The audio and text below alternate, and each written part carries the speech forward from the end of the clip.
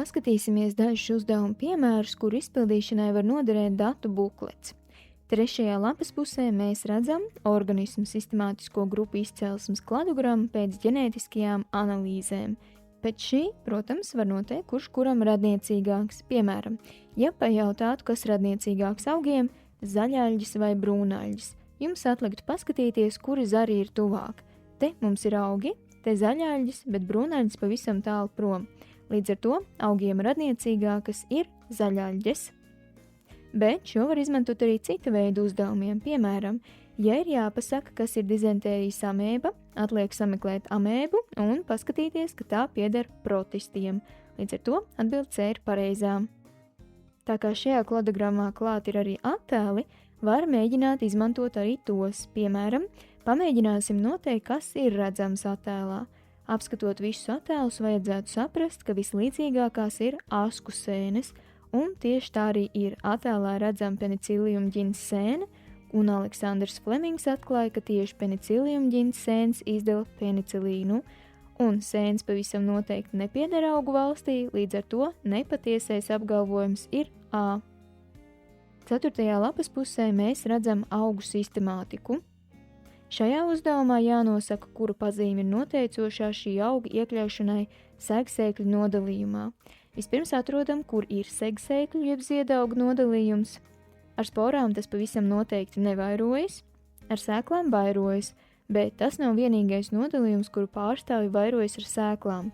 Līdz ar to tā nevar būt nodalījuma pazīme. Arī C nedara, jo ir arī citi augi, kuriem ir saknes, stumbrs un lapa, piemēram, tiem pašiem skujkokiem.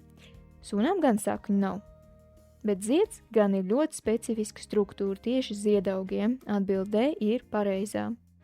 5. lapas pusē mēs redzam dzīvnieku sistemātiku, un jautājums, kuras organismu grupas ir evolucionāri tuvāk radniecīgas – sikspārņi un putni, veltņtārpi un apaļmutnieki, plēsēji un grauzēji vai kukaiņi un gliemeži. Un mēs redzam, ka plēsēji un grauzēji ir zīdītāju klases kārtas, pārējie ir savstarpēji tālāk radinieki. 6. lapas pusē mēs redzam RNS kodu tabulu, un uzdevums ir šāds. Dota nukleotīda secība, matricas RNS, un izmantojot RNS kodu tabulu datu bukletā mums jānosaka, kur aminoskāba atbilst 3. kodonam matricas RNS. Vispirms jābūt skaidram, kas ir kodons. Tātad viens kodons ir 3 secīgas bāzes, kuras kodē vienu aminoskābi. Šīs 3 ir 1. kodons, šīs 3 ir 2. kodons, bet šīs 3 ir 3. kodons. Tad atliek sameklēt, kuru aminoskābi kodē 3 uracili. 1. nukleotīds norāda, ka kodons jāmeklē kaut kur šajā joslā, kur iekrāsoja gaiši zaļu. 2. nukleotīds precizē, ka būs jāmeklē kaut kur te.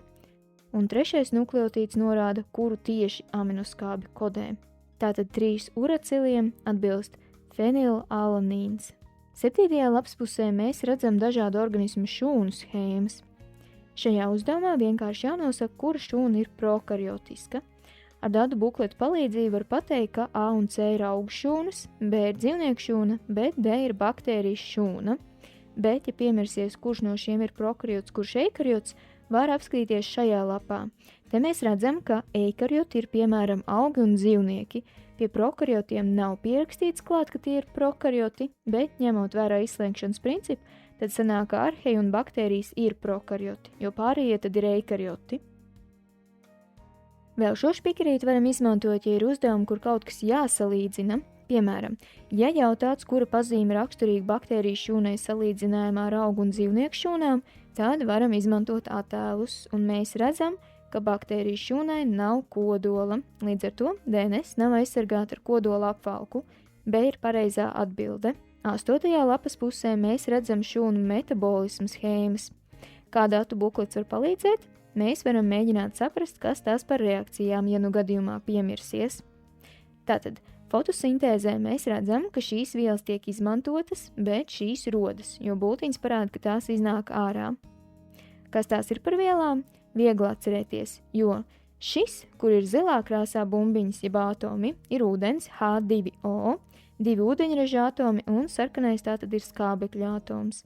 Līdz ar to viela numur 2 ir 2 skābekļa atomi, O2. Viela numur 3 ir CO2, un 4. ir glikoze ar 6 pelēkām bumbiņām, jo pelēkās bumbiņas ir oglekļa atomi, un mēs zinām, ka glikozē tādi ir 6. Tātad fotosintēzē tiek patērēts CO2 un H2O. Tas nozīmē, ka process Q ir fotosintēze, un fotosintēze notiek augos. Process R tad varētu būt elpošana, paskatīsimies. Glikoze un skābeklis tiek izmantoti, un to mēs tiešām te redzam, bet veidojas CO2, ūdens un enerģija, un arī to mēs te redzam. Par šūnas apgādi ar enerģiju atbildīgi ir mitohondrija, un mitohondrija ir gan augu, gan dzīvnieku šūnās, līdz ar to tā notiek gan augos, gan dzīvniekos. Tas nozīmē, ka atbilde C ir pareizā. Augos notiek abi procesi, bet dzīvniekos tikai šūna elpošana. Ja redzat fotosintēzes vai elpošanas reakciju, uzreiz buklets vaļā.